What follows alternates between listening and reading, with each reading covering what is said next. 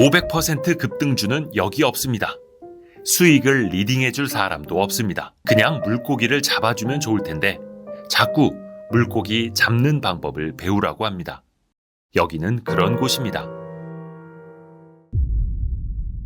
전쟁터 같은 시장에서 살아남기 위해 스스로를 강하게 만들려는 사람들, 계좌에서 실시간으로 변하는 수익률보다 장기간 꾸준히 성장하는 자신의 모습을 사랑하는 사람들, 현명한 투자자들이 모인 공간, 와이즈 클럽. 지금 함께 하시죠. 고정 댓글에서 확인하세요.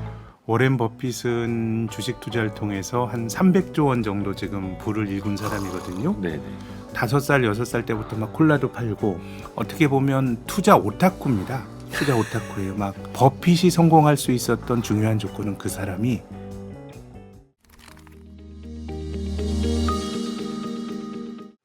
워런 버핏의 주주서한. 네. 이 책인데 꼭 2022년 개정 예. 보증 제6판을 준비해달라라고 예. 말씀해 주셨어요. 아, 그게- 개정 제6판이 이게 중요한 건가요? 예, 중요합니다. 왜 왜 중요한 그러냐면요. 거예요? 예. 워렌 버핏은 주식 투자를 통해서 한 300조 원 정도 지금 부를 일군 사람이거든요. 네네. 근데 이제 가장 성공한 투자자인데 워렌 버핏의 생각을 알 수 있는 방법은 한 세 가지가 있습니다. 첫 세 가지. 번째는 네. 워렌 버핏이 버크셔 해서웨이라고 하는 자신이 이제 지분을 한 38% 갖고 있는 회사인데 예. 이 회사는 한 주당 가격이 한 50만 불 가까이 됩니다. 우리나라 돈으로 한 주에 6억 5천만 원. 예, 6억 원이 넘는데 그 기업의 시가총액이 한 이제 7천억 불 되는데 지분 38% 가지고 있어서 예. 재산이 이제 뭐 한 300조 원 정도 되는 건데 아이고야. 네. 이제 보통 이제 버핏의 투자는 버크셔 해서웨이를 통해서 투자를 합니다. 그래서 한 3개월 정도 지나면 버크셔 해서웨이가 대만의 TSMC를 샀네, 일본의 종합상사를 샀네, 아니면 뭐 애플을 샀네. 이거 3개월 지나서 우리가 알 수 있는 방법이 하나가 네. 있고요. 또 두 번째는 이 주주서한이라 그래서 버크셔 해서웨이 주주총회 할 때마다 이제 생각을 정리해 가지고 이제 문서를 쓰는 방법이 하나 있고요. 네. 근데 세 번째는 우리 시간으로 이제 이번에 5월 6일 날 버크셔 해서웨이 주주총회가 있었는데 그 자리에 1930년생인 워렌 버핏과 1924년생인 워렌 버핏의 영혼의 동반자 찰리 먼거가 예. 주주총회 때 막 대담하는 이 세 가지 방식이 있는데 우리가 서점에 가서 이렇게 검색을 해보니까 워렌 버핏의 표지어로 나온 책이 833권이 되는데 버핏이 쓴 책이 하나도 없습니다. 그렇죠. 이분은 직접 쓴 책이 쓰지는 없죠. 않습니다. 그래서 이제 생각이 가장 잘 정리된 게 이제 주주서한인데 네. 주주서한 쓴 지도 뭐 한 50여 년 정도 주주서한을 썼고 방대한 내용인데요. 이거를 이제 오늘 말씀드린 워렌 버핏의 주주서한은 각 그 범주별로 잘 정리가 되어 있는 책이고요. 6판을 보셔야 될 이유는 이 매년 이제 업데이트가 됩니다. 올해도 주주서한을 발송을 했고요. 네. 그래서 최근 판을 좀 읽으셔야 최근의 내용까지 다 들어간다는 또 장점이 있고, 그리고 또 이제 과거에 나왔던 책들은 좀 번역이 안 좋은데 이 책은 이건이라고 하는 전문 저는 한국 금융시장의 수준을 한 단계 높인 분이라고 생각하는데요. 이 시장도 잘 알고 영어도 잘 하시는 분이 번역을 잘했기 때문에 네. 뭐 그런 의미에서 주주서한을 읽으신다 그러면 뭐 최근판을 읽으실 필요가 있다고 생각합니다. 그렇게 해서 워런 버핏의 주주서한 제6판 개정 제6판을 봐야 이게 최신이라는 거고, 아마 2023년 주총까지 담아서 또 내년이나 아마도 뭐 나올 수도 시간이 있는데, 지나면은 이제 업데이트돼서 나오겠죠. 또 이 책 좋은 이유 중에 하나가 그냥 1900 몇십 년도 무슨 주주서한 이렇게 하나하나 구분되어 있는 게 아니라 네, 카테고리별로 그걸 다 구분을 해서 맞습니다. 주식에 대한 생각, 뭐 기업에 대한 생각, 네. 지배구조에 대한 이렇게 묶어놔서 그렇습니다. 오히려 보기가 더 좀 편하더라고요. 독서하시기 좀 편하게 구성이 되어 있죠. 맞습니다. 제일 어려운 질문을 제가 김학균 센터장님한테 드려봐야지. 오마하의 현인, 뭐 네. 가치 투자의 대명사, 그죠? 세계에서 가장 성공한 투자자, 뭐 수식어들이 많은데 네, 김학균 센터장님이 워런 버핏을 한마디로 평가한다면, 저는 정의를 내린다면 어떨까요? 저는 그 통찰력이 깊은 현인이라고 말씀드리고 싶어요. 역시 단지 현인. 이제 돈을 많이 벌었다 이런 것도 있지만 이분이 말하는 여러 가지 뭐 주주서한을 읽으면서도 느꼈는데 굉장히 인생에 대한 통찰이나 뭐 이런 것들이 잘 녹아들어 있고요. 특히 이제 워렌 버핏의 그 동반자라고 할 수 있는 찰리 멍거라고 하는 네. 그 구순의 노 변호사이죠. 예. 훌륭한 투자자이기도 하고 이 두 사람은 버핏이 1930년에 태어났는데요. 대공황 때입니다. 근데 버핏은 투자자로서 거의 조기 교육을 받은 셈인데 아버지가 증권회사 직원이었어요. 네. 그래서 투자자에게 가장 어려웠던 30년에 태어나서 그리고 1940년대 초에 처음으로 주식을 샀거든요. 예. 그러니까 버핏의 일생은 어떻게 보면 자본주의 현대사이기도 하고요. 또 그 사람이 투자의 대상을 고르고 이런 것들은 단지 투자와 관련된 의사결정뿐만 아니라 우리가 인생을 살아가면서 여러 가지 선택을 하는데도 굉장히 좀 도움이 될 수 있는 그야말로 저는 현인이라고 감히 이야기하고 싶습니다. 진짜 현인의 칭호를 들을 수 있는 그게 아깝지 않은 오마하의 현인, 진짜 통찰력이 깊은 현인 워런 버핏. 네. 근데 이분은 얼마 전에 그 주총 생중계 할 때도 봤는데 경제 구조, 그다음에 세계 금융의 시스템, 기업에 대한 이해, 네, 그리고 뭐 사람에 대한 어떤 뭐 통찰력, 네, 또 지혜, 네, 또 유머까지 네, 그럼요. 정말 완벽한 분입니다. 많이 알지만 우리가 버핏에서 배워야 될 것은 자신의 능력 범위의 한계를 예. 알아야 된다라는 거예요. 이 사람은 정말 배우기도 많이 배웠고 투자도 별의별 거 하면서 돈을 많이 벌었습니다. 차익 거래도 하고 또 1960년대는 주주 행동주의자 비슷하게 주주권 행사를 통해서 돈을 벌었는데 그럼에도 불구하고 내가 아는 삶의 범위는 한정돼 있고 네. 그래서 이제 버핏의 중요한 철학 중에 하나는 모든 것을 알 수가 없고 내가 모든 것을 또 다 안다고 생각해서도 안 되고 나의 어떤 한계를 정확히 아는 게 중요하다라고 하는 것도 참 많이 아는 사람이 이런 얘기를 하니까 더 울림이 있는 것 같습니다.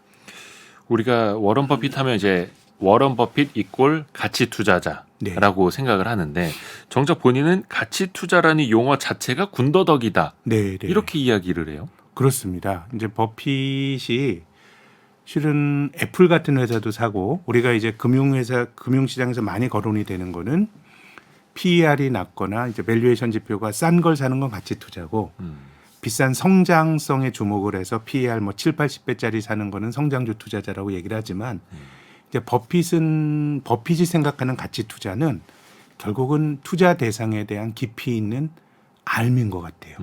내가 잘 알면 예를 들어서 아마존과 같은 기업이 뭐 지금은 정확히 모르겠지만 얼마 전까지만 해도 PER이 100배가 넘었거든요. 네. 근데 먼 미래는 우리가 잘 알 수 없지만 아마존 같은 기업을 내가 4년이나 5년 정도를 지나고 봤을 때 이익이 많이 늘어나서 이 밸류에이션이 정당화될 수 있다고 생각하면 정태적으로 지금 보이는 PER과 PBR이 중요한 게 아니고 결국은 내가 알고 있는 삶에 대한 깊이가 중요하다라고 하는 것이죠. 그래서 저는 뭐 그런 점에서 보면 내가 잘 알고 투자 대상에 대한 가치를 내가 잘 계측할 수 있는 투자는 버핏의 기준으로 보면 가치 투자이고 이거 군더더기라고 했던 이유는 결국은 모든 투자는 그러해야 된다라는 것이죠. 깊이 있는 투자 대상에 대한 알미 있어야 되는 건데 근데 저는 버핏 같은 경우는 만약에 우리나라 증시에서 최근에 2차 전지 관련 주식들이 아주 올 들어서 뜨거웠는데요. 네. 버핏은 그런 시세가 잘못됐다라고 말하지 않아요. 뭐 예. 2차 전지 샀을 수도 있죠. 그렇지만은 이건 내가 모르는 영역이고 그래서 이제 마이크로소프트의 창업자인 그 빌 게이츠와는 90년대부터 부부와도 아주 엄청나게 교류를 또 했고요. 버핏이 가지고 있는 300조 원의 대부분을 이제 사회에 기부하기로 했는데 네. 그게 대부분 빌 게이츠 재단으로 가거든요. 네. 네. 그 정도로 교류를 많이 했지만 90년대 후반에 이 사람이 마이크로소프트 주식을 안 샀어요. 이것은 굉장히 좋은 회사 같긴 하지만은 내가 이해하기가 힘든 회사다. 내가 잘 모르는 영역이다라는 것이고 그래서 제가 이제 버핏이 가진 중요한 철학 중에 하나가 나의 능력 범위를 아는 것을 하는 건데 그래서 저는 이 버핏이 주는 좀 중요한 시사점은 꼭 뭘 하는 게 투자는 아니라는 거예요. 네. 매번 올라가는 주식을 쫓아다니고 이러다 보면 돈을 벌기가 힘든 거고 버핏은 투자를 야구에 비교하기도 했는데요.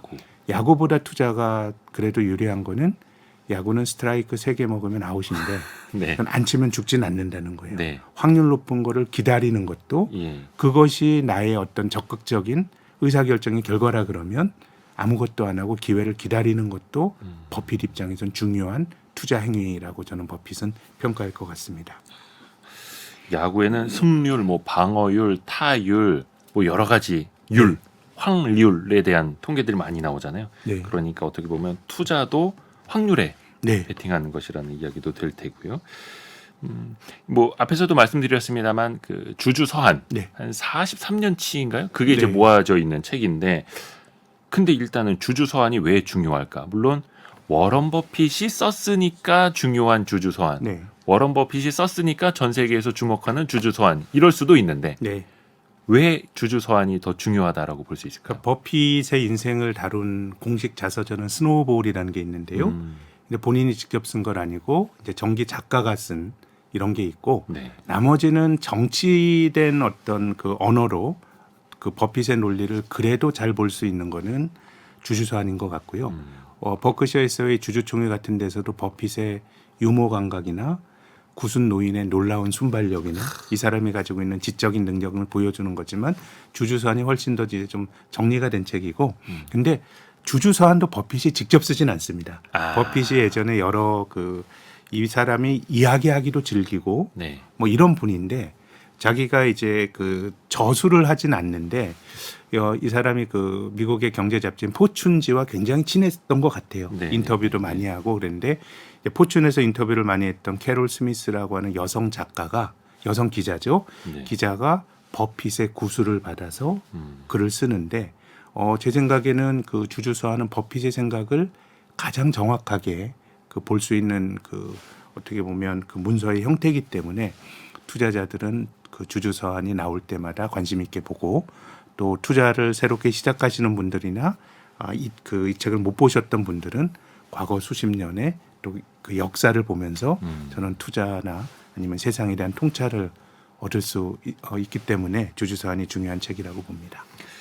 혹시 그 가장 최근에 열렸던 일주일 전에 열렸던 버크셔 해서웨이의 주주총회 네. 혹시 보셨나요? 제가 알기로는 신영증권에서 네, 저희 직원 2분을 현지로 보낸 걸로 알고 있는데. 예. 뭐 지금 이게 이제 우리 시간으로 화요일인데요. 네. 이제 오늘 출근해서 들어야 되겠지만 저도 이제 유튜브로도 봤고요. 그 CNBC에서 라이브로 중계를 해주더라고요. 그럼요. 예. 한국에서도 많은 분들이 가셔서 아. 또 거기에 대해서 논평을 하시기도 하고. 저희 회사 그런데 직원도 한 명 갔는데. 그렇군요. 저희 회사가 그렇군요. 보내준 건 아닙니다만 네. 개인 휴가 내고 갔더라고요. 그러니까 뭐 이번에도 그 오마하에 4만 명이 모였다는 거거든요. 예, 그 4만 명이 모였다는 작은 거니까. 마을에 그렇죠. 네, 그러니까 뭐 어떻게 보면 버핏을 추종하는 전 세계 가치 투자자들의 축제였는데, 근데 이번에 이제 버핏의 이야기는 조금 아주 밝은 톤은 아니었던 것 같아요. 이제 미국 증시도 추가적으로 오를 수 있는 어떤 좀 룸은 크지 않다, 뭐 그런 정도 이야기를 좀 했고, 미국에서 벌어지고 있는 은행 위기도 뭐 정부가 개입해서 아주 크게 파장이 번지는 건 맞고 있습니다만은 위기 자체가 터지는 건 지속이 될 것 같다라는 얘기도 했고, 또 이제 워렌 버핏이 장기 투자자라고 얘기를 하는데 TSMC라고 하는 대만의 반도체 회사를 샀다 금방 팔았거든요. 네. 뭐 거기에 대해서도 이 회사는 훌륭한데 그 회사가 위치하고 있는 지리적 위치가 좀 불안하다. 중국과의 갈등, 어떻게 보면 예. 지정학에 대한 불안도 좀 말을 해놨기 때문에 뭐 전체적으로 그 워렌 버핏의 버크셔 해서웨이 실적은 굉장히 좋았기 때문에 주총 이후에 주가도 오르고 그랬는데, 이 그 찰리 먼거와 워렌 버핏의 대담에서 나온 내용은 투자자들 입장에서 뭔가 좀 이제 밝은 내용보다는 조금 뭐 이 그 리스크 관리나 이런 쪽에 초점이 맞춰진 것 같고요. 다만 이제 뒤에서 말씀드리겠지만 버핏은 장기적으로는 낙관론자입니다. 예, 극복을 하지 못할 도전은 없고, 다만 투자자 입장에서는 아무리 좋은 자산이라도 비싸게 주고 사게 되면 좋은 투자 대상이 아니고 그런 건데, 조금 자산 가격이 아직까지 뭐 싸지 않다, 조금 비싼 것 같다, 뭐 그런 쪽의 어떤 버핏의 생각을 읽을 수 있었습니다. 자, 이제 키워드를 만나볼게요. 오늘의 책 워런 버핏의 주주서한, 이것이 궁금하다. 키워드로 풀어볼게요. 첫 번째 키워드, 기업 지배구조와 투자. 사실 기업 지배구조라고 표현하면 조금 어렵게 느껴지실 수도 있는데 네. 사실 쉽게 말하면 그냥 주주와 경영자가 한 배를 타고 있는 거다. 네. 그 배가 어떤 방향으로 어떻게 이제 노를 젓고 가느냐, 그 이야기인데, 네. 버핏은 주주 중심의 경영을 굉장히 강조하죠. 네, 그래서 뭐 이제 동업자라는 표현을 많이 하거든요. 네. 찰리 멍거와 자기 이제 경영 동업자고 주주들은 우리가 이제 기업을 매개로 이제 동업자라는 얘기를 많이 하는데, 근데 이제 버핏이 말하는 주주 중시 경영이 우리가 이제 주주 친화적인 기업은 뭐 배당도 많이 하고 뭐 자사주도 많이 사고 이런 건데 버크셔 해서웨이는 한 번도 배당을 한 적이 없습니다. 그렇죠. 정작 버크셔 해서웨이는 1달러도 배당을 안 하는. 배당을 안 했습니다. 네. 근데 배당을 안 하는 변은 뭐냐면 이제 기업이 결국은 돈을 벌어서 기업 안에 있는 그 자본을 쌓아놓고 있는데요. 이 회계적으로는 자기 자본인데 이 자기 자본을 기업 경영진이 잘 불릴 수 있으면 이건 배당할 필요가 없다라고 하는 겁니다. 그러면 투자를 단기간 하는 사람은 단기적으로 하는 사람은 미래의 기업 가치가 버크셔 해서웨이라는 회사의 기업 가치가 높아지더라도 당장 받는 배당이 중요할 수가 있는데 네. 장기적으로 그 버크셔 해서웨이 주주가 될 사람들은 배당을 내가 나눠 갖는 것보다는 능력 있는 사람들이 불리는 게 더 중요하다라는 그런 생각을 갖고 있고요. 그래서 제가 앞서서 버크셔 해서웨이 주가가 50만 달러에 육박한다라고 말씀을 드렸는데요. 네. 이게 우리가 아는 직관과는 조금 다릅니다. 우리는 주식이라고 하는 자산이 가진 가장 중요한 장점 중에 하나는 부동산은 쉽게 사고 팔기 힘든데 예. 주식은 쉽게 사고 팔 수 있으니까 맞습니다. 결국 주가가 비싸면 액면 분할해서 쉽게 사고 팔 수 있도록 해야 된다라는 건 미국 기업들도 하고 있는데 버핏의 생각은 전혀 달라요. 그렇죠. 주식은 사고 파는 게 아니야. 뭐 좋은 기업이라 그러면 장기간 가는 거고 그런 암묵적인 신뢰 관계에서는 한 해 돈 벌었다고 배당을 주는 것보다는 상대적으로 그냥 유보시켜서 능력 있는 사람들이 부를 더 키워내는 것이 장기적으로 투자를 하는 사람들의 이해관계에 부합한다라는 이제 생각을 말하고 있고요. 그런 철학이 담겨 있는 거고 버크셔 해서웨이의 ROE가 좀 들쑥날쑥하긴 하지만 그래도 한 10% 정도는 유지하거든요. 어떤 투자 대비 이익률. 그렇습니다. 네. 주주들의 돈을 매년 한 10%씩 불러 나가는 건데 미국 경제 성장률이 지난 10년 동안 뭐 물가 상승률 포함해도 한 3% 정도 내외밖에 안 되니까 이 사람 입장에서는 이제 결국 이제 부를 장기적으로 키워내는 게 주주 가치에 부합한다라고 보는 것 같고요. 배당은 안 하지만 버크셔 해서웨이 주가가 많이 떨어졌을 때 자사주 매입은 또 하고 있습니다. 그렇죠. 자사주를 사서 소각시켜서 주주 가치를 올리는. 네. 그러니까 그거 같아요. 배당해주면 배당 소득세도 내야 되고 여러분이 그걸 재투자했을 때 손실 볼 수도 있잖아요. 그냥 우리가 재투자해줄게요. 네. 우리보다 투자 더 잘할 수 있어요. 약간 이런 느낌이기도 하고. 그렇죠. 네, 그렇죠. 평소에 그 버핏은 자본 배치를 굉장히 강조하지 않습니까? 그렇습니다. 사업부문 내에서도 네. 뭐 보험, 뭐 철도, IT, 식음료 여러 가지 있는데 그 안에서 정말로 돈을 더 잘 벌 수 있는 곳으로 자본을 더 많이 배치해 놓는 것. 네. 약간 배당을 안 주고 자신들이 재투자를 더 많이 하는 것도 그런 개념으로 또 우리가 이해를 할 아마도 수 있죠. 이제 버핏도 그런 얘기를 하거든요. 이제 버크셔 해서웨이가 고용 기준으로는 아마 미국에서 5번째로 사람을 많이 고용할 걸요. 철도 회사도 갖고 있고 그렇죠. 뭐 캔디 회사도 가지고 있고 하니까요. 이제 버크셔 해서웨이 이익 증가율이 이제 규모가 커졌기 때문에 과거처럼 이익을 많이 못 낼 거다라는 얘기는 계속 합니다. 그래서 버크셔 해서웨이의 이제 자기 자본 이익률, 주주들의 돈을 가지고 불릴 수 있는 어떤 것이 어느 정도 한계에 부딪히면서 ROE가 자기 자본 이익률이 떨어지는 국면이 되게 되면 저는 그때는 또 버크셔 해서웨이가 이제 배당도 적극적으로 저는 고려할 거라고 생각합니다. 사실 우리나라 경영자들이 이 버핏이 말하는 자본 배치의 개념을 잘 살려서 경영을 하고 있는지 저 개인적으로는 좀 의문이거든요. 네. 가장 효율적인 방식으로 돈을 배치를 하고 그게 안 되면 주주들에게 돌려주고 해야 되는데 네. CEO들이 참 이 워런 버핏의 책을 좀 읽었으면 좋겠어요. 저 개인적으로는. 그럼요. 우리나라 기업들 중에서 최근에 뭐 이제 오너의 갑질, 또 제품에 대한 허위 과장 광고, 또 기업이 사모펀드로 넘어가는 과정에서 또 뭐 아니래 소송이 걸린 굉장히 우리에게 잘 아는 회사가 있는데 이 회사는 ROE가 계속 떨어져요. 그리고 배당도 안 해줘요. 네. 그리고 ROE가 떨어지는 거에 대해서 내가 이걸 타개하기 위해서 어떻게 투자를 하겠다라고 하는 비전도 말을 안 해줘요. 그런 기업은 자기 자본을 가지고 있고 하는 것이 경제적 부를 파괴하는 겁니다. 그건 자본 효율이 예를 들어 그 기업이 장기적으로 10년 동안 ROE가 한 2%밖에 안 되거든요. 네. 은행의 예금에도 뭐 2% 중반을 받는데 사업을 한답시고 부를 그렇게밖에 못 늘리는 거는 실은 기회비용까지 생각을 하면 경제적 자원을 망치는 거거든요. 그렇죠. 그런 기업은 배당을 하게 되면 내가 자본 증식을 못 하더라도 그 다른 사람들이 또 효율적으로 뭔가 투자를 하거나 할 수가 있는 것이고 또 배당을 하게 되면 자기 자본이 줄어드는 효과가 있거든요. 네. 그러면 ROE라고 하는 게 벌어들인 이익을 자기 자본으로 나눈 거니까 네. 분모가 줄어드는 거니까 자기 자본의 효율을 ROE를 높일 수가 있는 건데 그렇죠. 그런 점에서 보면 우리나라 기업들도 제 생각에는 자원의 재배치나 효율적 자원 배분 이런 것들이 정말 뭐 중요한 그런 국면이라고 봅니다. 그걸 좀 많이 배워야 되는데 그렇죠. 왜냐하면 주주의 돈으로 사업을 한다면 네, 그렇죠. 주식회사라면 네. 그 2장에서 이제 투자 관련된 이야기들이 나오죠. 네. 근데 워런 버핏이 그렇게 이야기를 합니다.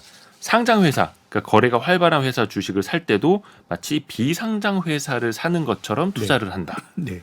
그 뜻은 어떤 걸 담고 있을까요? 이 기본적으로 이제 워렌 버핏을 비롯한 가치 투자자들이 갖고 있는 철학은 네. 시장은 늘 합리적이지 않다라고 봅니다.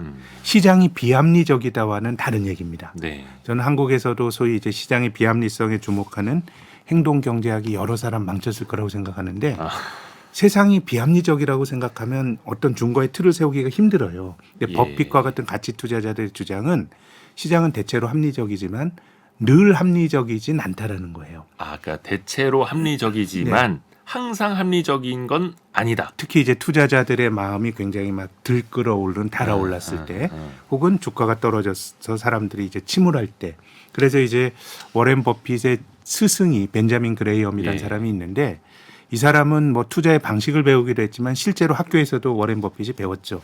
콜롬비아 대학 그 MBA 교수였는데요. 네. 워렌 버핏이 이제 그 콜롬비아 대학 MBA에서 수학을 하면서 벤자민 그레이엄에게 배웠는데 벤자민 그레이엄이 말한 미스터 마켓이라는 개념이 있는데 시장은 좋을증 환자라는 거예요. 네. 어떨 땐 나보고 비싸게 막 사라 그러고 어쩔 땐 싼 값에 주겠다 그러는데 우리가 최근에 느끼기에도 이 그 미국 경제 지표가 나쁘게 나와요. 그럼 어떨 때는 연준이 금리 못 올리겠네 생각하고 주가가 오르기도 하고 어떨 땐 미국 경제가 나쁘다 그래서 떨어지기도 하거든요.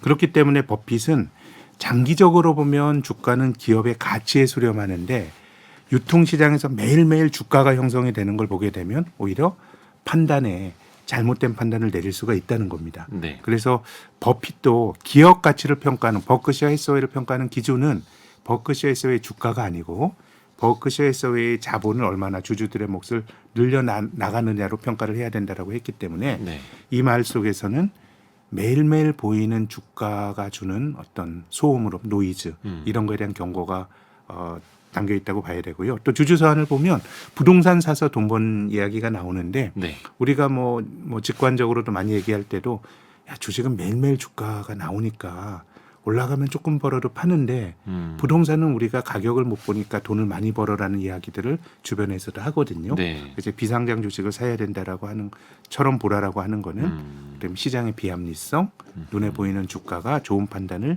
내리는데 방해물이 될 수 있다라고 하는 뭐 그런 철학이 담겨 있다고 볼 수 있습니다. 시세 변동에 일일비하지 마라라는 네. 뜻도 담겨 있겠고요. 근데 버핏이 그 차익 거래에 대해서도 좀 설명을 한 게 있어요. 네. 이 차익 거래가 어떤 의미인지도 좀 설명 좀 부탁드립니다. 뭐 단기간에 말하기는 좀 힘든데요. 예. 뭐 버핏이 어떻게 보면 그 가치 투자에 있어서는 실은 뭐 차익 거래가 버핏이 돈 번 뭐 이제 중점적인 방법은 아닌데 네. 이 사람이 과거에는 해외 통화 같은 것도 이제 차익 거래를 하는 경험이 있고 또 이 책에서 보면 M&A라든가 뭐 이런 걸 할 때 인수합병 같은 걸 할 때 막 신주를 발행하고 할 때 이걸 계산해서 하는 이벤트 드리븐이라고 하는 또 차익 거래 방식이 있는데요. 네. 어떻게 보면 차익 거래는 버핏이 참 다양하게 많은 걸 알 수 있다라는 거를 보여주는 사례이긴 한데 일반 투자가 입장에서는 쉽진 않고 또 버핏도 차익 거래를 전문적으로 하는 사람은 아니다. 네. 내가 아주 드물게 기회가 있을 때 한다라고 했기 때문에 그냥 뭐 이 책을 읽으시면서 차익 거래는 약간 양념으로 뭐 보시면 좋을 만한 내용인 듯합니다. 그리고 또 많은 투자자들이 그리고 많은 언론에서 쓰는 표현 중에 하나가 바로 불확실성인데요. 네. 불확실성이 커졌다. 근데 그 말인즉슨 뭔가 위험해졌다 이렇게 네. 받아들이기도 하거든요. 근데 버핏은 오히려 진정한 투자자는 변동성을 환영한다라고 이야기를 네. 했어요. 어떤 뜻일까요? 어떻게 보면 이것은 이제 7, 80년대에 네. 정치적으로는 미국의 레이건과 대처 같은 사람이 집권을 하면서 네. 일종의 시장이 답이다라고 하는 일종의 시장 원리주의가 어떻게 보면 80년대 이후로 2008년 금융위기 이전의 세상까지 지배를 했는데 네. 이런 시장 원리주의의 이론적 기반을 제공했던 게 미국의 보수 학풍으로 유명한 시카고 학파에서 일종의 이제 효율적 시장 이론이라고 하는 걸 유진 파머 교수가 주장을 해서 네. 노벨 경제학상도 받았는데 그러니까 그 이런 어떤 효율적 시장론자 입장에서 보면 시장은 효율적이라고 보는 거예요. 네. 그래서 시장에서 누구보다 초과 수익을 얻기도 힘들고 내가 돈을 많이 버는 거는 더 많은 리스크를 반영하는 것이고 초과 수익을 얻기가 힘들기 때문에 리스크는 변동성이라고 본 거예요. 그래서 이제 우리가 투자하시는 분들도 베타라고 하는 개념을 들으신 분은 계실 텐데 종합 주가 지수로부터 얼마나 많이 벗어나느냐가 이제 베타를 보여주는 건데 네. 제가 앞서서 이제 버핏과 같은 가치 투자자들은 미스터 마켓이라고 하는 개념을 받아들인다고 말씀을 드렸는데 이 사람들 입장에서는 야 세상은 불확실한 거고 또 불확실한 세상에서 투자자들의 일종의 쏠림이 발생하기 때문에 일종의 미스터 마켓처럼 어떨 때는 투자자들이 너무 달아오르는 조증이 발생하고 어떨 때는 우울증이 발생하는데 가치 투자자들의 기회라고 보는 거예요. 조증일 때는 안 팔거나 높은 가격에 팔고 시장이 우울증에 빠졌을 때는 사면 되는 것인데 그래서 어떻게 보면 이제 변동성을 바라보는 관점이 효율적 시장 가설을 믿는 그 80년대 이후의 주류 학파는 변동성이 위험인데 워렌 버핏과 같은 사람은 무슨 말 같지도 않은 소리냐. 투자자는 돈 깨지는 돈을 잃는 것에 대한 리스크가 위험이지 무슨 변동성이 위험이냐라고 하는 거기 때문에 이런 논란에는 어떻게 보면 시장을 바라보는 관점의 차이 이런 것들이 많이 녹아들어 있다고 볼 수가 있고요.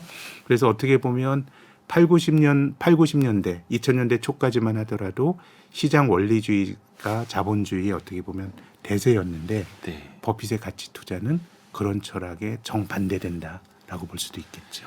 가끔 이제 시장이 고장 날 때 네, 효율적인 거에서 뭔가 빠져나왔을 때를 이용하는 그럼요. 네, 그런 일화도 있더라고요. 그 효율적 시장 이론을 주창하는 교수님하고 제자가 산책을 하는데 네, 저기 이제 한 5만 원짜리가 떨어져 있는 거죠.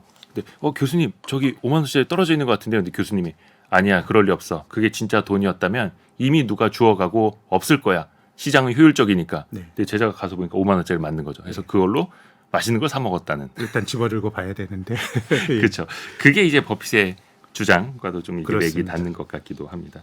근데 투자자들이 어떻게 보면 그걸 잘 이용을 하면 되는데 정작 생각만큼의 풍족한 수익률을 올리기에는 막상 쉽지가 않아요. 그러니까 이제 버핏이 말하는 이제 투자로 돈을 버는 조건에 대해서 일단 투자 대상에 대한 깊이 있는 암, 네. 또 모르는 거 하지 말고 이런 게 중요하다라는 말을 하고 또 한편으로는 투자자가 가진 감정적 기질이 중요하다라고 얘기를 하거든요. 아, 감정적 기질. 그러니까 어떻게 보면 달아오르지 않는. 예. 어떻게 보면 우리가 얼마 전에 주가가 올라갈 때 투자하지 않으면 코로나 팬데믹 직후에 이게 정말 인생 일대의 기회를 놓칠 거다라는 절박함이 있었거든요. 아, 포모 현상. 그래서 이제 벼락거지라는 얘기도 나왔어요. 근데 지나고 보면 우리 증시가 1980년대 이후로 한 8번 정도의 강세장이 있었는데 네. 코로나 직후에 나타났던 강세장이 뭐 사상 뭐 전례 없는 기회가 아니고요. 8번째 강세장 중에 랭킹 6번째예요. 아하. 이런 일은 늘 온다고 보는 거죠. 네. 시장의 비효율성을 믿는 사람들 입장에서는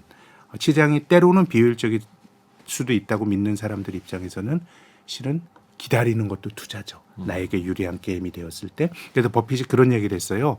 우리가 돈을 벌었는데 내가 높이뛰기 선수인데 우리는 2m짜리 바를 넘으려고 노력하지 않았다. 아. 시장이 우울증에 빠졌을 때 주가가 싸졌을 때 한 30cm 바를 그 기회를 기다리면서 우린 그 넘어서면서 돈을 벌었다라고 하는 것도 어떻게 보면 기다리는 것도 투자고 내가 잘하는 걸 해야 된다라고 하는 철학이 녹아 있다고 볼 수 있죠. 쉬운 것, 즉 내가 할 수 있는 것 네. 위주로만 봐야 된다. 욕심을 좀 낮추고. 다음 키워드 넘어갈까요? 두 번째 키워드. 주식, 그리고 주식에 대한. 앞에서도 잠깐 부동산과 좀 비교했을 때 말씀하신 것과 좀 맥이 닿기도 한데 버핏은 금액으로 표시되는 투자가 안전하다고 생각하지만 그걸 개인적으로 좋아하진 않는다라고 네. 이야기를 했습니다. 네. 이게 이 금액으로 말한 투자가 어떻게 보면 뭐 이제 그 채권이라든가 네. 이자를 주는 예금 같은 것들 그렇게 표현을 했거든요. 음. 그래서 버핏 입장에서는 늘 이제 인플레이션이 생기고 자산의 가치가 돈으로 표시된 그 돈의 구매력이 계속 떨어지기 때문에 이 돈으로 표시된 거는 확실하지만은 네. 실은 물가 상승률이나 이런 것들을 생각하게 되면 장기적으로 좋은 투자의 대상은 아니다. 뭐 이런 생각이 녹아 있죠. 그러니까 여기서 말하는 금액으로 표시되는 것은 네. 이자를 네. 주는 예금이나 아니면 채권 같은 걸 네. 말하는 뭔가 확정적인 걸 주는 것보다는 네. 내가 같이 투자를 해서 성장할 수 있는 것이 더 낫다라고 본다는. 그렇죠. 인플레이션이라고 하는 것들을 장기적으로 이겨내지 못한다라고 보는 것이죠. 그리고 또 버핏은 정말 개별 기업, 개별 주식에 투자하기가 어렵다면 그냥 인덱스, 네. 지수를 사라. 네. 그래서 만약에 본인이 세상을 떠나더라도 아내에게는 남은 돈으로 S&P 500 네. 지수에 투자하는 걸 권장하겠다라고 이야기를 했잖아요. 네. 그거를 인덱스 펀드나 지수를 추종하는 투자를 추천하는 이유는 뭘까요? 일단 이 사람은 뭐 그 인덱스 펀드를 추종하는 소위 패시브 투자 전략이 최선이다라고 말하지는 않아요. 네. 그러니까 자기처럼 통찰이 있고 음. 뭔가 잘할 수 있는 능력이 있는 또 어떻게 보면 주가가 많이 올라갈 때 이 시세는 내 시세가 아니다라고 기다릴 수 있는 어떤 감정적인 조절 능력까지 있는 사람은 투자라는 게 좋다라고 얘기를 하는데 네. 그렇지 않은 사람은 결국은 이제 인덱스 펀드라고 하는 거는 100% 분산 투자가 된 것이고 이 사람이 그 말하는 그 인덱스 펀드를 사라고 하는 거는 미국 경제에 대한 낙관론이 들어가 있습니다. 예를 들어서 뭐 중국 주식에 인덱스로 투자한다 그래서 뭐 한 15년 전에 상해 지수가 한 6천이었는데 지금 한 3천 하니까 뭐 되는 게 아닌데 아하. 이제 미국 시장에 대한 낙관론을 생각을 하게 되면 결국 이제 이런 거예요. 나의 부족함. 네. 나는 버핏처럼 내가 할 수 있는 그 예를 들면 주식을 공부할 수 있는 뭐 여건이나 이런 게 안 돼. 그런 사람이라 그러면 버핏처럼 투자하는 건 좋은 방법이 아닌 것이고요. 분산 투자된 미국이라는 나라에 분산 투자된 S&P 500을 추종한 인덱스 펀드를 사게 되면 네. 돈을 벌 수 있다라는 것이고 지금 이제 버핏이 말하는 인덱스 펀드는 지금 한국에서 유행하는 소위 뭐 섹터 ETF 이런 건 전혀 아닙니다. 테마 ETF 이런 거 예, 아니고. 그거는 자기가 뭘 고르는 게 들어가는 거예요. 네, 그렇기 네. 때문에 시장을 추종을 하는 ETF를 사게 되면 이제 상대적으로 낫다는 건데 이 책에도 나옵니다마는 2008년도 금융위기가 났을 때 버핏이 내기를 했어요. 네. 우리가 그 헤지 펀드라고 하는 거는 정말 가장 똑똑한 사람들이 공격적인 아드레날린으로 무장해서 손님들의 돈을 불려주는 건데 이 헤지 펀드를 선정하는 펀드 오브 펀드인 그 프로테제 그 파트너스라는 데가 너는 헤지 펀드 5개 선택해봐. 나는 S&P 500의 지수에 걸게라고 했는데 5개 펀드가 평균적으로 S&P 500을 못 이겼을 뿐만 아니라 맞아요. 한 10년 정도 봤는데 5개 펀드 중에 하나도 S&P 500을 못 이겼어요. 그래서 어떻게 보면 이제 버핏과 같은 사람이 장기간 이렇게 돈을 많이 번다라고 하는 거는 매우 드문 일이고요. 네. 그렇기 때문에 버핏 입장에서는 저는 인덱스 펀드를 사라고 하는 것도 내 능력 범위에 대한 나름의 통찰이나 성찰을 하라라고 하는 조언과도 맞닿아 있다고 생각합니다. 그리고 또 미국 경제가 망하지 않는 길 거기에 믿고 투자하라라는 뜻도 굉장히 되겠고. 낙관론이죠. 네. 근데 그게 대한민국 증시나 뭐 중국이나 이런 쪽에서는 통하지 않는다라는 데서 또 이제 뭐 조금 씁쓸함도 좀 있고요. 뭐 나라별로 조금 다르게 상황이 예, 다르니까요. 버핏이 예전에 뭐 원숭이도 나무에서 떨어진다고 크게 손실을 본 적도 분명히 있었습니다. 그렇죠? 아유, 그럼요. 네. 뭐 그게 물론 이렇게 기간적으로 좀 한정이 되었을지언정 네. 그럴 때는 오히려 폭락이 반가웠다라고 네. 말했던 그런 케이스도 있거든요. 예, 뭐 이제 뭐 경제 그 잡지 같은데 네. 야 이제 버핏도 뭔가 좀 총기가 쇠했다. 뭐 이런 식의 막 그 버핏 뭐 하고 있어 이런 식의 기사가 한 10년에 한 번 정도 지금 나왔던 것 같아요. 자주 2019년 나오죠. 이때도 나왔고. 네. 근데 버핏의 입장에선 시장이라고 하는 게 늘 합리적이지 않을 수 있다고 생각을 하면 장기적인 성과 가지고 나를 평가를 해야 되는 건데 이런 거에 대해서는 본인 입장에서는 사실 수용하진 않지만 근데 버핏이 이런 얘기를 했어요. 나는 그 의견에 동의하지 않지만 그런 비판을 받을 때마다 마음이 아픈 건 어쩔 수 없다. 그 사람도 상처를 받는 건데. 음. 근데 버핏의 투자 인생에서 뭐 1970년대 이럴 때를 포함해서 거의 한 3번 정도는 투자 자산이 반토막이 났더라고요. 아, 50% 정도 가까이 깨지고 예. 뭐 이런 경험을 겪으면서 이 사람이 결국은 이겨왔기 때문에 우리가 이 버핏이 불패의 맹장이라고 생각하면 안 됩니다. 아하. 깨지면은 뭐 마음도 아픈 사람이고 그런 거지만 결국은 장기주의를 가지고 시간을 늘렸을 때 성공했다는 게 중요하고요. 특히 이제 버핏이 9순이 넘었고 300조를 벌었지만 그 사람이 번 재산의 90% 이상이 65세 이상에 벌었다는 것도 한편으로는 뭐 저희 같은 보통 사람들에게 또 용기를 주는 대목일 수도 있다고 생각합니다. 그러니까 그 투자의 복리 효과가 복리 효과죠. 그때부터 그냥 쫙 올라갔다라는 거죠. 그렇습니다. 가파른 그래프로. 참고로 버핏은 지금 개인적으로는 80년 넘게 투자를 하고 계시니까 그러니까요. 복리 효과에서 제일 중요한 거는 시간이기도 그럼요. 하죠. 그래서 네. 좀 더 여유 있게 네. 생각을 하는 것도 중요한 것 같습니다. 다음 키워드 들어보죠. 지금 여러분께서는 주말에만 만나는 성공 예감 별책 부록을 듣고 계십니다. 오늘의 책은 워런 버핏의 주주 서한. 3번째 키워드는 기업 인수와 가치 평가. 어떻게 보면 그냥 뭐 물론 워런 버핏도 단타를 하긴 합니다. 뭐 몇 개월짜리 그렇죠. 네네네. 최근에 네. TSMC가 네. 들어있고, 근데 대부분의 투자는 마치 이 기업을 인수하듯이 투자하는 것들이 많은데 네, 네, 진짜 그 흙 속에서 진주를 찾는 건데 네. 어떻게 발견을 할까? 발견? 어떤 표현을 써야 될지 모르겠습니다만. 또 저는 버핏이 정말 많이 아는 사람인데 예. 자신의 능력 범위를 좀 잘 아는 것 같아요. 그래서 어떤 시세, 주식시장에서는 늘 뜨거운 영역이 존재하거든요. 네. 근데 그런 것들을 내가 늘 쫓아가야 된다라고 생각하진 않는 것이죠. 그래서 잘 아는 거를 기다리는 측면이 있는데 저는 이제 앞서서 말씀드렸던 그 찰리 먼거가 네. 버핏이라고 하는 사람의 어떤 그 투자 스타일을 좀 한 단계 진화시키는데 결정적인 역할을 했다고 생각하는데요. 버핏의 그 최초의 스승은 벤자민 그레이엄입니다. 이 사람이 어떻게 보면 대공황 때부터 투자를 했던 투자자이기도 하고 또 대학교 교수기도 한데 이 사람은 대공황 직후에 투자를 했기 때문에 사람들이 주식도 외면을 했던 시기였고요.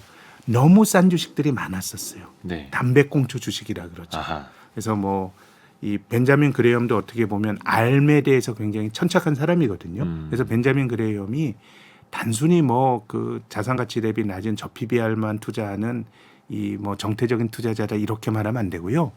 그 사람은 극단적으로 알에 대한 집착을 한 거예요. 네. 그 당시에 뭐 알미라는 게 결국은 자산 가치 대비 저평가된 투자를 했던 것이고, 그래서 워렌 버핏도 초기 투자는 그런 식으로 했습니다. 그래서 앞서 제가 이제 버크셔 해서웨이라고 하는 게 워렌 버핏이 대주주로 있는 투자의 어떻게 보면 이제 도구라고 말씀드렸는데, 버핏의 투자에서 가장 실패한 투자도 버크셔 해서웨이입니다.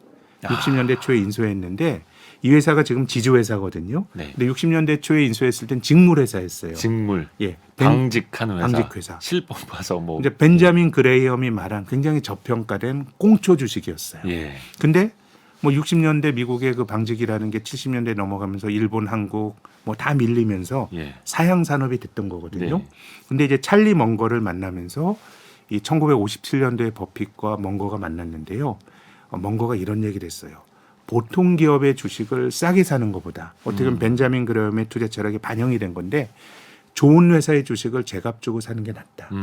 코카콜라 같은 경우는 그 벤자민 그레이엄이 말한 꽁초 주식이 아니었어요. 예. 제값을 주고 샀지만은 기업 가치가 계속 높아지면서 주식의 밸류에이션이 높아지지 않도록 그만큼의 돈을 벌었던 것이고요. 네. 최근에 애플도 마찬가지고요. 그래서 기본적으로는 잘 아는 회사의 주식을 기다린다라고 하는 게 이제 중요한 것 같고요. 그리고 비즈니스 모델의 중요성도 버핏의 그 중기 투자 이후로는 좀 중시가 되는 것 같습니다. 무조건 싼 게 좋은 거 아니다라는 거죠. 맞습니다. 그런 말도 있어요. 손 안에 새 한 마리가 숲 속의 새 두 마리보다 낫다. 네. 그러니까 흔히도 우리 속담으로는 남의 떡이 더 커 보인다. 네. 이렇게 하면서 막 욕심을 내기가 십상인데 네. 버핏은 약간 그런 것도 좀 경계를 했죠. 그럼요. 이제 뭐 불확실성에 대한 이야기이기도 하고요. 네. 또 약간의 그 버핏과 같은 사람은 이런 매크로 변수라든가 이런 것들보다는 기업의 내재 가치에 더 주목을 하거든요. 내재 가치. 예, 내가 기업을 산다라고 하는 건 종이 쪼가리 주식을 사는 게 아니고 이 기업과 동업을 한다라는 관점에서 보는 거거든요. 그럼 내가 어떤 회사와 동업을 해서 장사를 하는데 연준이 금리를 올린다 그래서 그 기업을 청산하거나 이러진 않잖아요. 네. 장기적으로 가는 거니까 어떻게 보면 확실하게 아는 가치에 대한 중요성 뭐 이런 것들이 녹아들어 있다고 볼 수가 있을 테고요. 또 숲속의 새라고 하는 거는 이제 이런 얘기도 해요. 버핏이 정확하게 틀리는 것보다 어렴풋이라도 맞추는 게 낫다라는 건데 네. 이 숲속의 그 손안의 새는 개별 기업이고요. 또 숲속의 새는 그 기업이 속한 이제 산업의 예. 크기 이런 데 대한 비유도 있는 건데 뭐 그런 것들은 기본적으로 개별 종목에 대한 이해가 중요하지만 한편으로는 또 잘 알긴 어렵지만 범위를 가지고 숲이 얼마나 되는지 그 안에 새가 얼마나 되는지를 확실성의 세계처럼 개별 기업을 분석하는 것 좀 알긴 어렵지만 어느 정도 범위를 가지고 생각하는 것도 뭐 도움이 된다. 뭐 그런 뉘앙스로 얘기를 했던 것 같습니다. 다음 키워드로 넘어가 보죠. 마지막 키워드. 미국의 기적과 버크셔의 기업 문화. 아까도 그 S&P 500 인덱스 지수를 따라가는 투자가 차라리 일반인들에겐 더 나을 수도 있다. 그 말을 할 때도 미국 경제가 망하지 않는 쪽에 투자하면 된다. 네. 이야기를 했습니다만 사실 어떻게 보면 버핏은 미국 경제의 꾸준한 성장에 또 혜택을 본 사람이죠. 그럼요. 예. 네, 네. 버핏이 그런 얘기 많이 합니다. 예. 자기가 주식으로 많이 돈을 벌었는데 미국이란 나라에서 어떻게 보면 버핏이 본격적으로 투자를 시작했던 30년생인데 어떻게 보면 투자 오타쿠입니다. 투자 오타쿠예요. 정말 투자밖에 모르는. 막 5살, 6살 때부터 막 콜라도 팔고 아, 처음 주주가 된 게 12살 때인 것 같아요. 네네. 또 14살 때는 소득세를 냈어요. 여기저기 투자해서 하다 보면 그러니까 막 물건 사고 팔고 하면서. 예. 예. 그러니까 어떻게 보면 참 버핏과 같은 그런 사람 참 남다르구나라는 생각은 드는데 번영의 땅인 대공황 직후에 또 버핏이 본격적으로 대학 나오고 투자했던 게 투자 조합을 만들어서 전업 투자증이 50년대인데 네. 미국에서도 대공황 직후 20년은 주식이 굉장히 어려웠던 시기입니다. 네. 다우지수의 경우는 대공황 직전이었던 1929년도에 기록했던 고점을 1954년에야 넘어섰어요. 그럼 이제 대공황은 산업혁명 이후로 가장 큰 경기 후퇴였고 네. 버핏이 투자했을 때는 얼추 그런 거 지나가고 좋았던 시기였는데 버핏이 내가 동남아에 소득이 낮은 또 여러 가지 교육이라든가 이런 인프라가 제도적 인프라가 성숙되지 않은 나라에서 내가 투자를 했다 그러면 맞아요. 지금과 같은 부를 이루진 못했을 거다라고 주장을 하는데 그래서 버핏이 2008년 금융위기 직후라든가 뭐 이럴 때 사람들이 다 비관론에 사로잡힐 때는 어떻게 보면 가치 투자자들의 본성이 발현됐을 수도 있어요. 시장이라고 하는 건 늘 균형값에서 움직이는 게 아니고 실은 미스터 마켓이 울증에 빠졌을 때는 내가 탐욕을 부려야 된다라고 하는 그런 가치 투자자의 어떻게 보면 또 본성이 발현됐을 수도 있지만 그 근간에는 미국 자본주의에 대한 굉장히 큰 신뢰 이런 것들이 이제 녹아 있다고 봐야죠. 키워드를 근데 미국의 기적뿐만이 아니라 미국의 기적과 버크셔의 기업 문화라고 네. 꼽아주셨어요. 버크셔 해서웨이의 기업 문화는 어떤 점에서 좀 다를까요? 뭐 기본적으로는 장기주의이고요. 음. 또 당장의 주가에 현혹이 되지 않는다라는 것도 굉장히 중요하고요. 또 이 사람들은 굉장히 이제 동업자라고 하는 정신이 강합니다. 그래서 버크셔 해서웨이가 어떻게 보면 지주회사거든요. 네. 기본적으로 그 중심은 보험회사들, 가이코를 비롯한 여러 가지 보험회사들을 가지고 있고, 네. 근데 보험회사를 인수했을 때 경영진에게 거의 정권을 맡깁니다. 간섭하지 않는 거예요. 네, 네. 그렇기 때문에 그 버크셔에서의 기업 문화라고 하는 거는 동업자 정신 그리고 전문가에 대한 존중 뭐 이런 것들이 있는 것이죠. 네. 어떻게 보면 진짜 실력 있는 CEO에게 일을 맡겨놨을 때 네. 간섭하지 않고 네. 믿고 기다려주는. 책에서도 그런 표현을 해요. 본인이 이제 골프 구단을 운영하는데 그 선수들이 뭐 아놀드 파머나 네. 잭 니클라우스 이 정도 되면은 네. 본인이 관여를 안 해도 된다. 그럼요. 예, 야구 선수의 요즘 뭐 분들이야 잘 모르시겠지만 예. 마크 맥과이어라고 하는 그 90년대 홈런 타자. 홈런왕이 있는데 예. 마크 맥과이어가 하는데 내가 뭐 스윙 폼에 대해서 얘기를 하고 그럴 필요가 없다는 거고 다만 이제 자기들 입장에서는 네. 그런 좋은 CEO를 예. 잘 선별하고 그들에게 권한을 주는 것도 아, 어떻게 보면 버핏과 찰리 먼 것처럼 버크셔 해서웨이를 이끄는 사람들이 가져야 될 중요한 자질이고 또 그런 능력에 대한 자신감도 있는 것 같습니다. 그렇죠. 이거를 사실 야구팀 이렇게 스포츠에 비유해 보면 우리가 강팀에게 투자를 하고 좋은 선수와 좋은 감독이 있는 팀에 투자를 하면 된다라고 쉽게 우리가 생각을 할 수 있는데 네, 이게 기업 주식으로 들어가 보면은 사람들이 또 매칭해서 생각하기가 조금 어려워지는 것 같아요. 네 그런 것 같긴 합니다. 또 네. 바로바로 돈이 이제 왔다 갔다 하게 되면 또 그렇게 되는 거고요. 핵심 구조를 한번 또 정리를 해볼까요? 네. 오늘의 심쿵 한방. 워런 버핏의 주주 서한을 관통하는 핵심 구절. 한 방에 정리합니다. 우리는 공포나 탐욕이 언제 왔다가 언제 떠날지 예측할 생각이 전혀 없습니다. 우리 목표는 더 소박합니다. 다른 사람들이 탐욕스러워할 때 두려워하고 다른 사람들이 두려워할 때 탐욕스러워하고자 합니다. 네. 인간의 본성과 사실은 반대로 가야 되는 그럼요. 이야기여서 사실 네. 이게 듣기에는 정말 쉬운 말 같고 네. 아마 주식 투자를 하시는 분들 입장에서는 한 500번도 더 들으신 분도 계실 거예요. 네, 근데 맞습니다. 그게 쉽지가 않죠. 참 어렵죠. 예, 네. 그렇기 때문에 가치 투자를 지향하는 사람들에게 이런 어떤 대중의 쏠림이라고 하는 게 주식을 비싸게 사거나 또 싸게 살 수 있는 기회가 제공되는 것이기도 하고요. 뭐 참 쉽지는 않은데 우리가 주식 투자를 통해서 좀 어려움을 겪으셨거나 저는 투자에 답은 없다고 봐요. 뭐 돈을 버는 결과가 중요한 거예요. 네. 우리가 삼성전자와 같은 우량 주식을 사서 손해를 본 것보다 나쁜 주식을 사서 저는 돈을 버는 게 저는 뭐 그게 목적이 되어야 된다고 봐요. 네. 다만 이제 그런 식으로 반복적으로 투자했을 때 결국 확률의 문제를 생각을 하면 한두 번 요행으로 그런 식으로 돈을 벌었다고 해도 장기적으로 보면 좋은 선택이 아니다라는 것이고요. 그래서 저는 투자라고 하는 게 버핏의 책을 보면서 늘 생각하는 거는 나의 능력 범위라는 거고 기다림의 중요성인 것 같아요. 저는 투자라고 하는 거는 버스와 같다고 생각하거든요. 네. 지나고 나면 또 옵니다. 아, 앞서서 제가 우리가 코로나 팬데믹 직후에 그 강력했던 강세장이 예. 우리가 이거 뒤처지면은 정말 내 인생에 기회는 없다고 생각을 했지만 제가 증권회사 들어오고 나서도 예.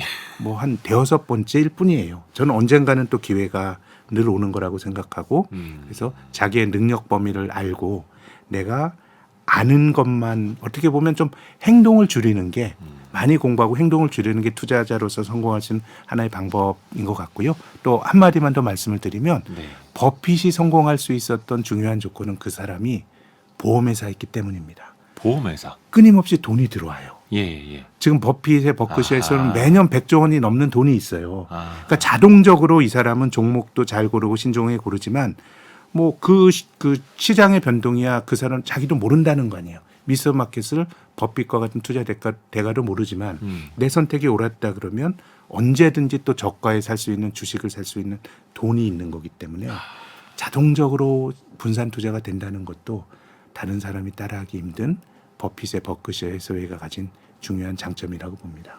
보험금도 들어오고 자회사에서 배당도 들어오고. 네, 근데 사실 그 말인즉슨 사람들에게 주식 투자에만 올인할 게 아니라 그럼요. 본인의 어떤 개인 소득, 근로소득이라든지 사업소득이라든지 꾸준히 현금 흐름을 만들어야 그럼요. 된다는 여윳돈을 갖고 있고 예. 그러니까 우리 가치 투자자의 철학으로 보면 시장은 생각하지 못했던 대로 갈 수가 있는 거예요. 네. 버핏과 같은 투자 대가도 조롱의 대상이 되고 그럼 그것에도 견딜 수 있는 어떤 조건 하에서 투자를 해야 승률이 높지 내가 쫓아다니는 걸 다 맞추고 모든 시세를 내가 다 잘 대응하려고 하고 그러면 저는 이거는 움직이는 타깃을 쏘는 일과 같아요. 아, 그거는 장기적으로 보면 저는 좀 이기기가 힘든 무망한 방법이라고 저는 봅니다. 그러니까 뭘 많이 하는 것보다 생각을 깊게 하고 기다리는 것도 저는 투자자가 성공하는 투자자가 되기 위한 중요한 자질이라고 봅니다. 당연히 그러려면 기다릴 수 있는 여건을 내 스스로가 만들어 놓는 것도 중요할 테고요. 그렇습니다. 맞습니다. 네, 네. 그 환경 속에서 본인도 그런 판단을 할 수 있는 거니까요.